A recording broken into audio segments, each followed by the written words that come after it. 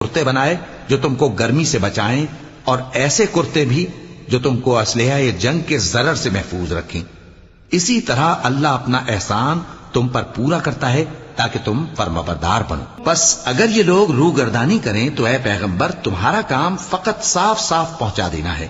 یہ اللہ کی نعمتوں سے واقف ہیں، مگر واقف ہو کر ان سے انکار کرتے ہیں، اور یہ اکثر ناشکرے ہیں۔ اور جس دن ہم ہر امت میں سے ایک گواہ یعنی پیغمبر کو کھڑا کریں گے، پھر نہ تو کفار کو بولنے کی اجازت ملے گی اور نہ ان کے عذر قبول کیے جائیں گے۔